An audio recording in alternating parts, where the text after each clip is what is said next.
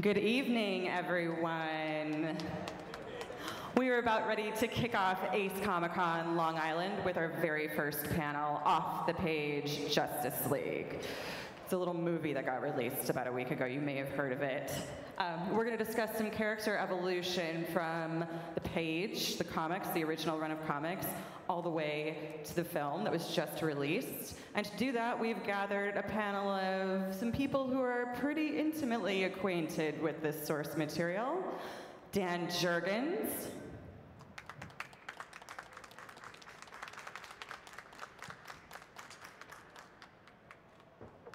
Yes, please. Keith Giffen.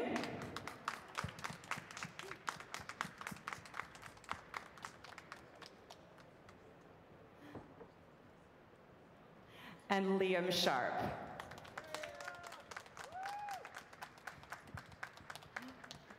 And I am your host, Alexandra August, in case anyone's wondering.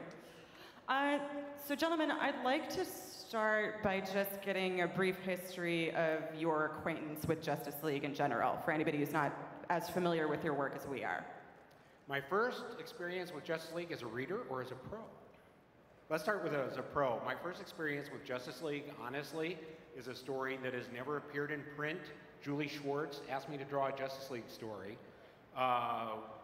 way back in the early 80s, and to this day it had never appeared because Julie at that time was preparing a lot of inventory material, and yes, I still have some of the pages, and from time to time talked to Dan DiDio and said, you should print this, it's cool.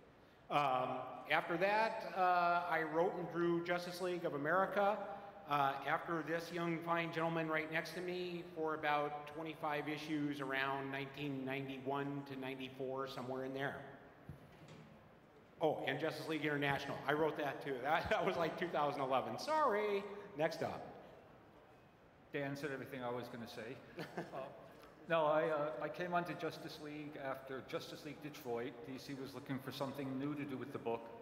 So they just handed us a bunch of characters, and we played it fast and loose, and it's become kind of known as the Bwahaha Justice League. So I stayed on it for a while, and then left. I don't know. And launched like 15 other Justice League books during that time. No, I'm only talking about the ones I was involved with. Well, they were all because of you. No, they were. You were there. Well, I wasn't doing it alone. I had DeMatteis on board and Kevin Maguire, but yeah, for a while there, Justice League was doing pretty good. Justice League Canada, Justice League Australia. Justice League Australia, Justice League Europe. Justice League Zimbabwe. Justice League Antarctica. Yeah. My favorite. Everything. Yeah. Who's this guy? Yeah, I'm the new kid that snuck in at the end. I've just come off a run of Wonder Woman, which is really the big association with the film and the characters and everything. The Justice League appeared right at the end of my last issue, and then I got asked to do an issue just before I start The Brave and the Bold, which is also Wonder Woman and Batman. So I'm sort of becoming more and more intimately acquainted with this family of characters. So yeah, that's me. Oh, thank you. So as to, this isn't the first time Justice League has been adapted into an on-screen version. There have been obviously cartoons for years and years, the original Hanna-Barbera, and along with several television shows as well. How have you guys followed the evolution of some of the characters that you've worked on throughout the various adaptation of the comics? Well, yeah, certainly, and it's always been interesting to see how it has evolved. In a way, you have some characters like Superman or Batman, Wonder Woman that showed up before and actually even predated the concept of the Justice League. So if you can go all the way back to the stuff they did in the 40s in terms of film, things like that, and then track that all the way through now.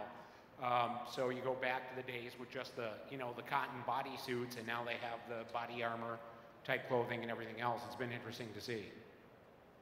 I'm a little bit at a loss because all the characters I used in Justice League, with the exception of actually Batman, were characters that DC allowed me to use. There was they gave us characters initially in the first place, and then they kept yanking them away as they realized what we were doing, until finally we had to go to the Global Guardians to get the characters. So most of the Justice League members they're using right now, I was told to stay away from.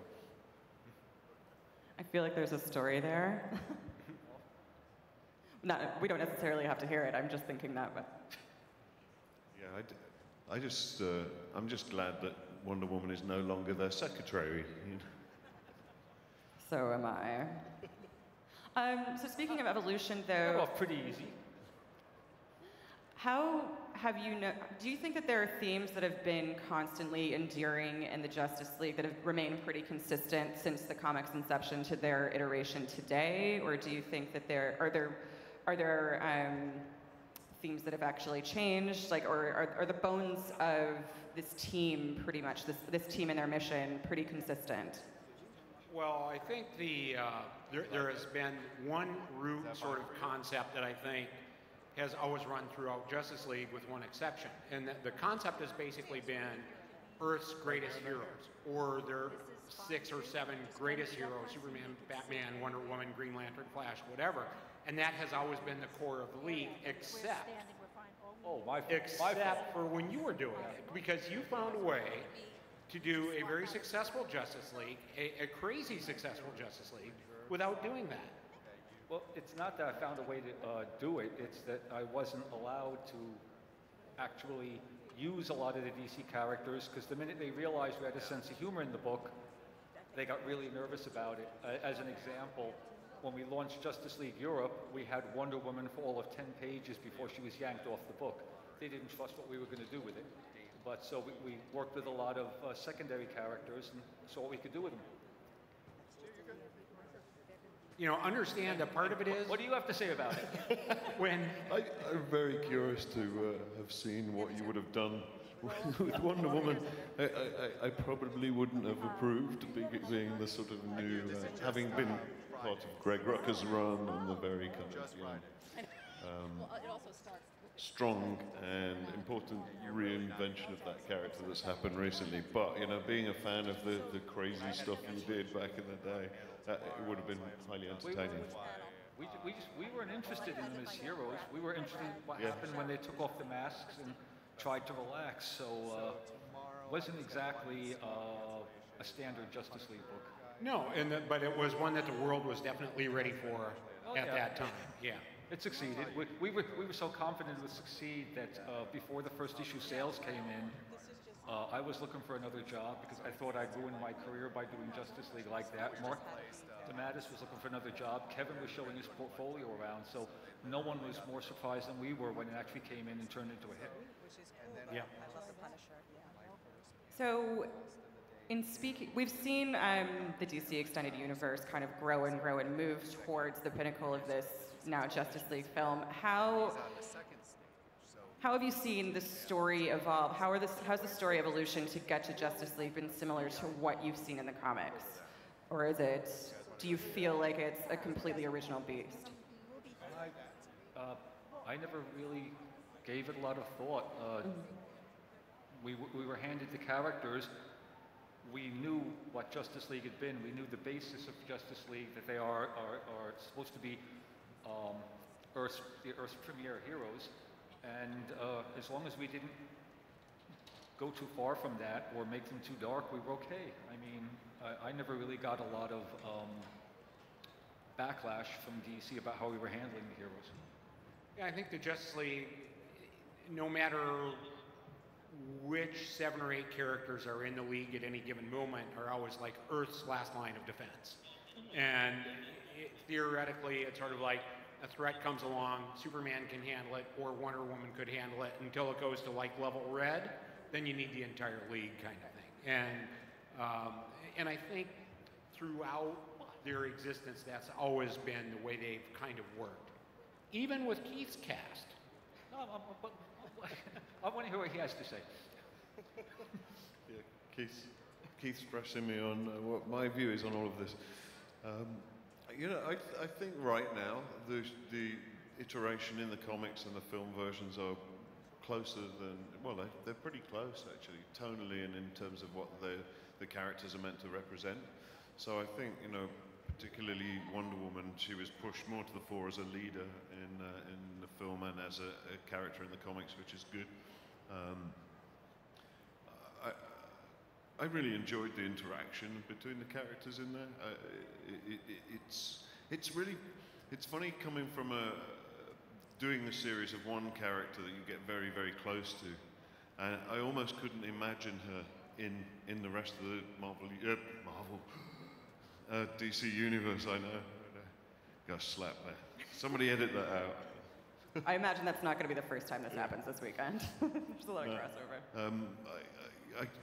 I became so sort of enamored with her being sort of an independent character that it was almost a shock to me when I got to the last issue and suddenly all these other, major characters are turning up: Batman and Superman and Flash, and I was like, oh man, I've got to get to know these guys. I didn't know them. That's the thing, you get like when you work on a character, you become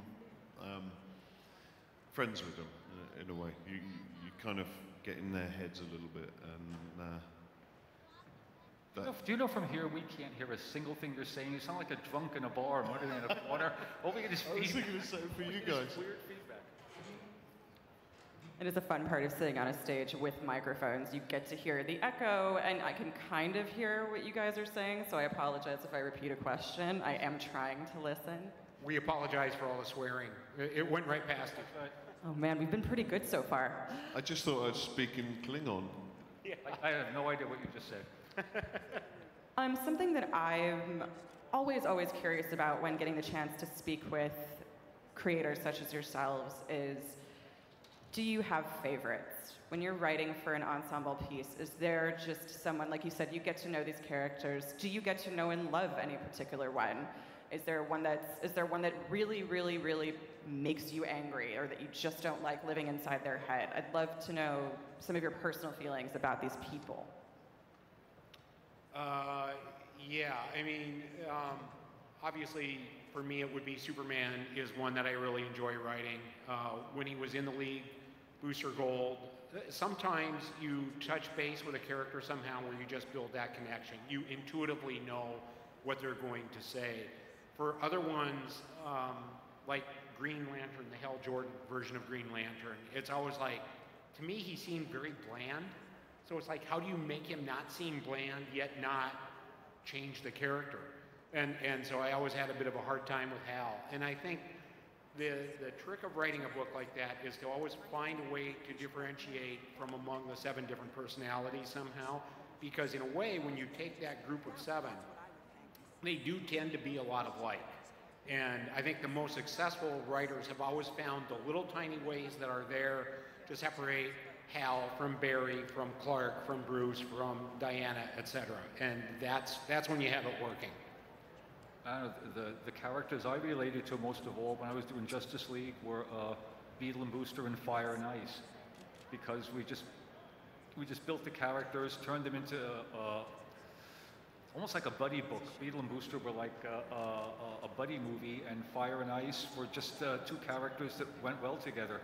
I never really connected with Batman or Superman or any of the major characters. I was always drawn to the ancillary characters. I'm sort of just coming back to the mainstream again after a long time, and I'm having the best time because, I don't know, I guess because I had a long time away from them, the sense of this, the history has more of a bearing than I previously had kind of been aware of, being young and kind of, gung-ho. From that point of view, it's, I don't know, there's a kind of sense of like, I've got to be respectful of these characters. I know it's fun to really kind of mess with them and play with them and everything, but I think all writers and artists put themselves in their work, and that the work becomes a kind of weird extension of who you are. So that's why sometimes the time you spend with the characters is what makes them special ultimately. That's where they get depth over time. But in the Justice League issue I drew was just a full-on adventure story. So it was all of the characters having sort of big fights with crazy kind of, either monsters or, Okay, what did you just say? What did you just say? Tell me what he just said. Because I'm English, isn't it? That's what it is. Liam was saying how much he stands in awe of your work. I know that, but That's true. I was here. there we go. It's true. I'm also curious, again, when speaking to creators, is there, just because I'm very much a kid at heart when it comes to intaking this kind of content, because it's something that I came to as a child and have that kind of childlike passion for. And I'm wondering if there's something that you as creators of particular, doesn't have to be Justice League, we can go to the breadth of your work, a particular storyline you wish you could see in as big a medium as this massive blockbuster that we just came out, but you know would never get made. Something that you were just... The one that got away? What? The one that got away? Yeah, yeah. First. No, you go. You take this one. Well, actually, No, you're all going to take this one. It's not just... yeah. For a while there, when Andy Helfer was editing the Justice League book, I knew that I wanted to send the Justice League to hell. I wanted them to go to hell and wind up fighting for their souls by playing Twister with the devil for the souls of the Justice League. And Andy Helfer told me, no way. As long as I'm editing the book, you're never doing that. It's never going to happen. And then a couple of years later, we did a book called, I think it was, I Can't Believe It's Not the Justice League, wherein I just didn't tell the editor and actually got to do it. So all my Justice League stories have been told. Thank you. I think there's a point where you think you've told all your stories about any particular character, Justice League or otherwise, and then there's a new one that pops in some way, somehow. I think I've gotten to do, whoa. Okay. I think I've gotten to do most of what I wanted, yes. So, but there's always new stuff that appears, and a lot of it is, it's always like the smallest idea. It's, you know, you'll see a story about a satellite, 20 million light years away or something like that, and somehow that'll turn into a story that's right for the Justice League. So I never say that I've gotten to do everything, because I always hope there's going to be more tomorrow. The story I'm doing at the moment, The Brave and the Bold, is kind of a dream project. It's all set in basically Tir na Nog, which is the Irish fairyland. Would you mind giving us a little bit of background on The Brave and the Bold? Sorry? Could you give us a little bit of background on The Brave and the Bold? So it's a launch, it's a new 6-issue series. I'm writing and drawing it. It's Batman and Wonder Woman in Tir na Nog. Like I say, it's a sort of all Celtic mythology. And I'm just really excited about it. In terms of your question, the dream would be for it to be like a trilogy and a lot more of the Justice League characters to be put into that environment. I mean, and in terms of it being the one that got away, I never thought I'd get to do this.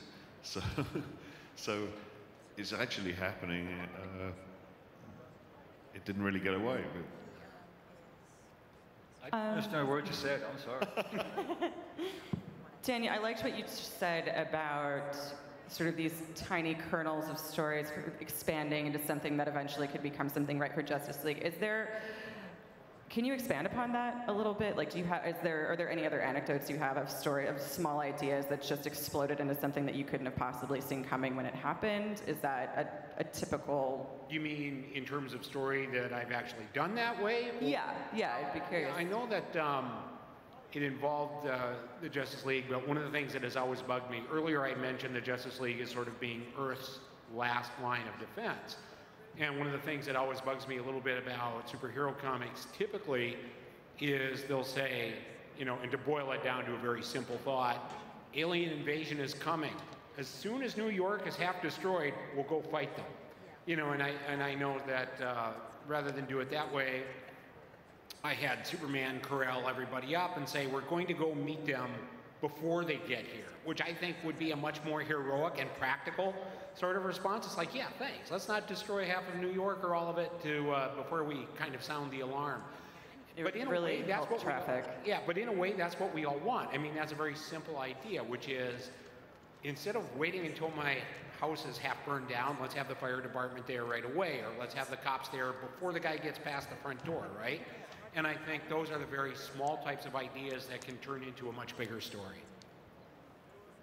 As I was going to say, you can't, if you, the Justice League or you know, superhero teams like it, it's like them, they can't really be used as a prophylactic, like as a preventative measure for this kind of event, because then what would they do, I suppose? It's like usually you do kind of need the threat, you need the actual event to happen, you need the actual destruction to happen, and so you can have this kind of exciting, dramatic... Right. Well, at that point, with what you describe, it's sort of like, that's where you go over the line and you're going to do Justice League fascism. You know, and it's like, okay, they'll stop everything from happening immediately, including a riot in the street or some form of self-expression or something. So there's always that line that you kind of want to walk to make it work. Well, it's weird. Listening to your question, I suddenly realized that we never really worked like that on Justice League. We would just come up with this weird idea, and I would throw it into the plot, and Mark DeMatteis would then riff on it. He'd throw it back to me. So it was never any overwhelming idea, like you say, aliens coming to Earth. It was usually some ridiculous thing, like what would happen if Blue Beetle tried to pick up a girl and it went wrong. And the whole story would grow out of that. And I'd put it down, Mark would expand on it, I'd visit the next issue. So I wasn't really working so much off of plot and dialogue as just throwing down ideas, just riffing on the book. What about you? Not that we'll understand the words you say.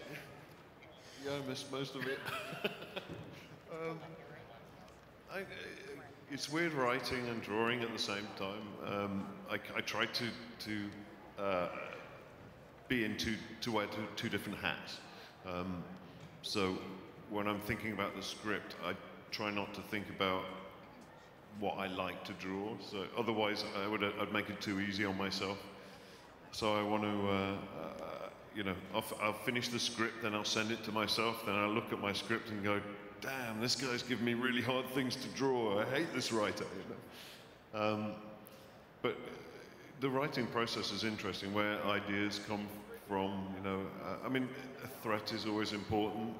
In this case, it's a murder, but behind the murder is a big threat. There's always the layers, and you have to have some sense of a payoff. But often it, like, you know, Keith was saying, it's like a simple idea will kick the whole thing forward. How much of is it appealing to creators like yourselves to get to kind of work on these massive universe blend stories where you have a bunch of iconic characters, or does it add, I know, Liam, you were talking about a bit of pressure that applies to you in working on this, on something that's been so iconic that you've idolized so much. Is it a lot of pressure writing for more big characters when you basically have a ton of principal people and not a ton of supporting people? Does that make it easier? Does it make it more difficult, more complicated, less enjoyable? Well, the difficulty and the pressure kind of come in from the standpoint that if you're doing Justice League, all those characters are appearing in their own titles, many of them in more than one. And the pressure comes in from the awareness that you always want to, you know you can only go so far. It's going to be like, you can't say, okay, I'm going to do this 12-issue arc where Batman joins a convent. You know, it's like, no, the regular Batman writer probably doesn't want to do that.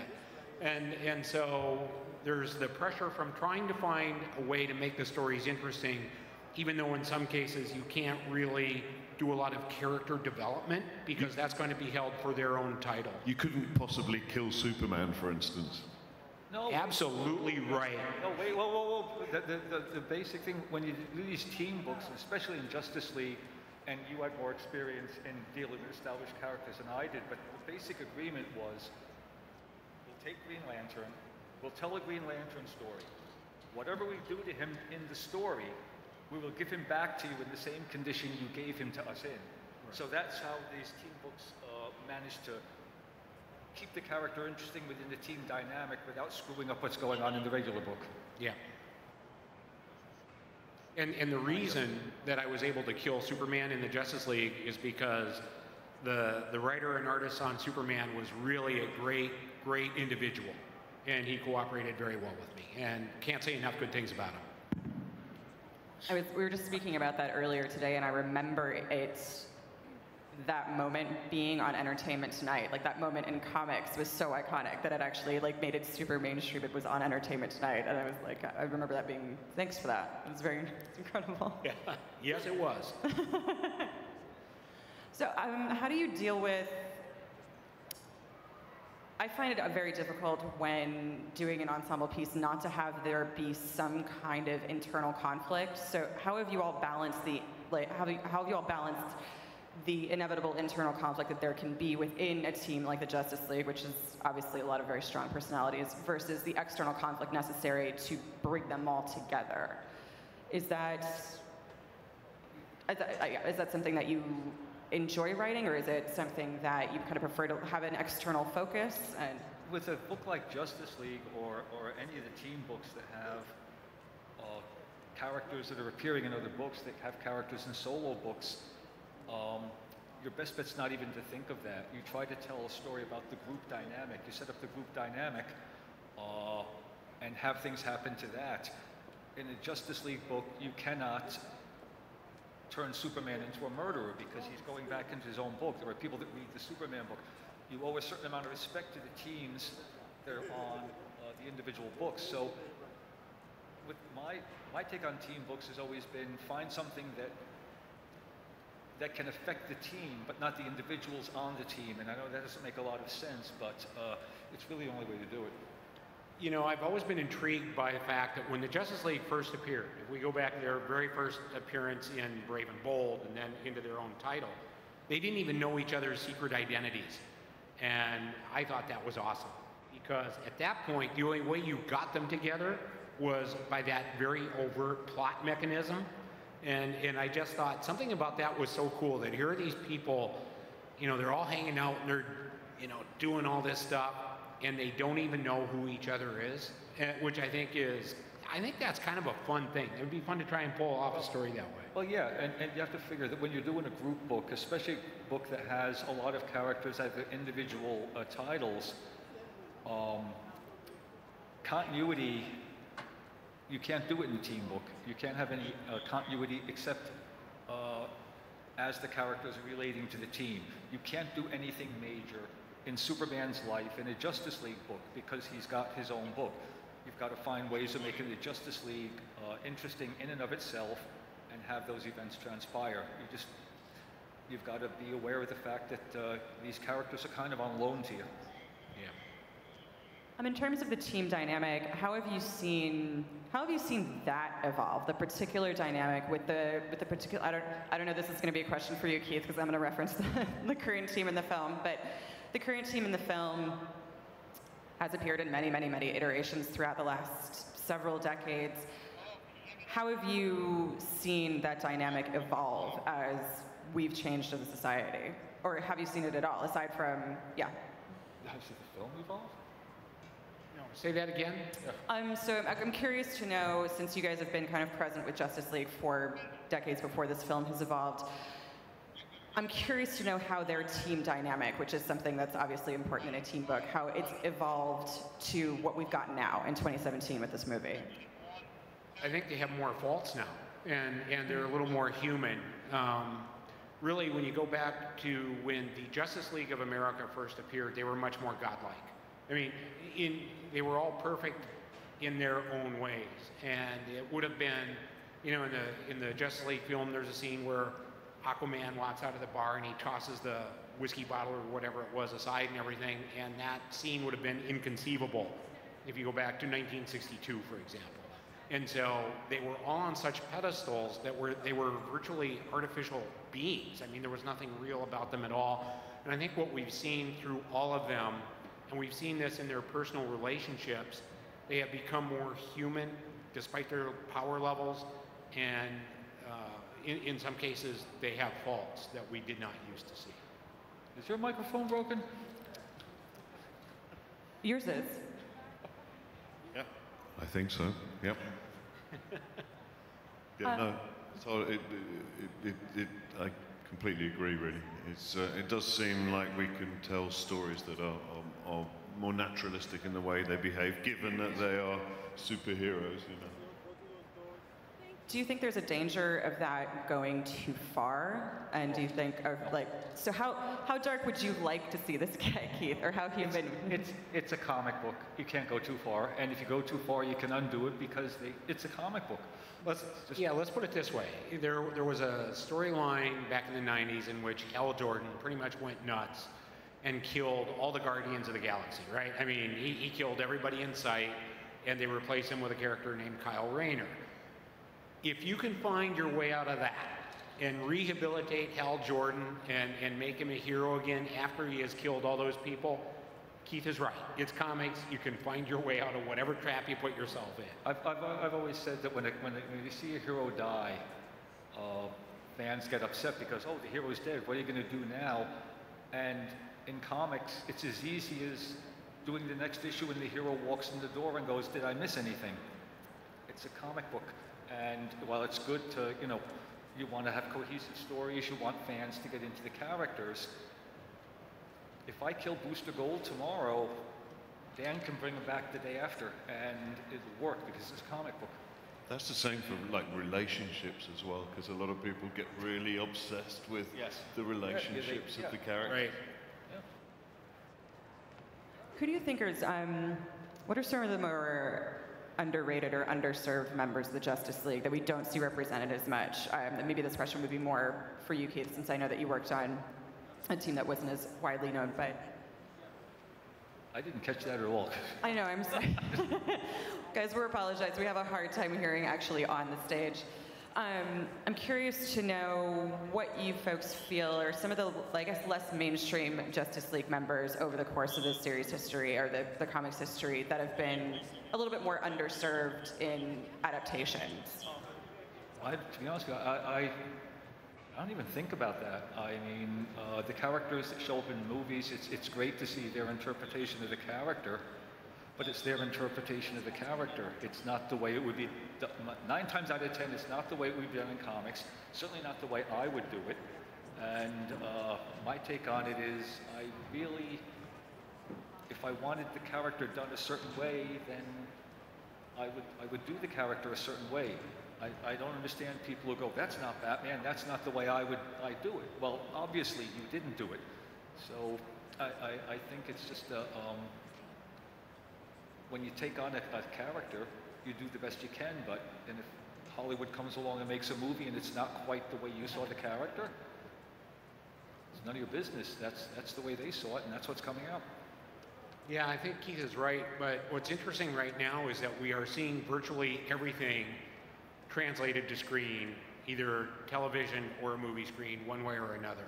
And we have, I never thought we would ever get to the point where the elongated man would turn into a recurring character that I could see on TV almost every week. But yet, here we are, and we're seeing that with a lot of different characters, and it's some work better than others. Some of that is just because of special effects. Other times it's because the interpretation of that character doesn't necessarily match what was on the page, or certainly not my concept of what might have been on the page. But the beauty of it is now, we are seeing everybody, really, just about every single character show up on TV or on film one way or another. Yeah, I mean, the fact that there's 2 Flashes out there on the TV and the film version, and they're really, really different as well. And both sort of work in different ways. Right. Yeah, it's true. And they have the same name. They're both Barry Allen, yet they are very, very different characters and are certainly interact with the casts around them in a very different way as well. We just mentioned something that got me thinking about the incredible advances in CGI that have not only made these massive comic book blockbusters, superhero blockbusters possible, but they've made them really interesting and palatable. And I'm wondering how you feel about the presentation of these movies visually. Has it impressed you? Has it stunned you? Or do you prefer more practical effects? Or I don't know. I've always heard it said, and I've heard many people say it, that if you do something in a comic book that they have a real problem adapting to the screen, you've succeeded. We're a totally different medium, we're a totally different storytelling approach, but we're not limited by budget. We're limited by just the imagination. If you can put it down on paper, you can get it in a comic book. So, yeah, when it comes to when it comes to the films, as many problems I may have with some of the films, they're limited. They're limited by what they're capable of doing. We're not. I think back to the original Superman movie, the Christopher Reeves one, and all the issues they had with him flying and setting up those rigs and the screen and the color of his costume and all of that and the cape, how that was going to work. There's definitely been improvements, you know. There's definitely been improvement. It's great seeing, you know, so many of these characters believably doing things, you know, whether it's underwater, you know. It's great seeing Aquaman sort of believably underwater. I liked that they made him fly and not swim. It would have, his arms would have been going around like just ridiculously. You know. I don't have to always know the kind of science behind the methods of propulsion for it to look cool. But I thought he was. I'm very keen to see the Aquaman movie. Momoa was just fantastic in it. So, you know, I'm all for it. If it's done well, it should be invisible. Yeah, I agree with that. To close here, we've got just a few minutes left. So I'm curious to know, we always seem to look at comic books and comic book movies through the lens of how the source material affects the film and how the film is related to the source material, starting with the source material. I'm curious to know, since we've basically entered we're hitting almost a decade of really, really fabulous blockbuster superhero films, how you've seen those films affect comic books. Badly. That's a little broad, but Badly. I think whenever the films affect the comic books, you're going to suffer for it because, again, the comic books aren't restricted by budget, and I think that to take the Justice League comic now and try to make it as much like the Justice League movies as possible, you're just cutting off all kinds of story ideas, all kinds of venues. We don't have a budget. We can blow up Earth. If you do it in the movies, you have a budget. It costs a bit more. So, no, keep them separate. Keep them separate. I bounce back and forth on that one because I think there are things that could be gained, and I think it depends a little bit on what the objective would be. So, for example, if you wanted to use the Avengers movies, because there's been a couple of those, or Justice League, or whatever you want to use, and said, we want to use this as a vehicle to attract new readers, and we're going to put a photo cover on every single issue, and we're going to push it out there and make it like the movie because that's what people are interested in. That was perhaps their first exposure. Then I think that becomes a worthwhile attempt to try and do that. On the flip side, if you're working on issue 237 of Justice League, where it's like he says, we can do anything you want, and you have your own cast and crew, and you have your cadre of bad guys and everything else, and you've kind of built up to that point, why would you deviate? Then just keep doing what they're doing. So I think it depends on what the goal is, but I think there's room for both approaches. Yeah, I can't really add much to that. well, on that note, thank you so much, gentlemen. We incredibly appreciate your presence. Thank you. Thank you for coming. Thank you, folks.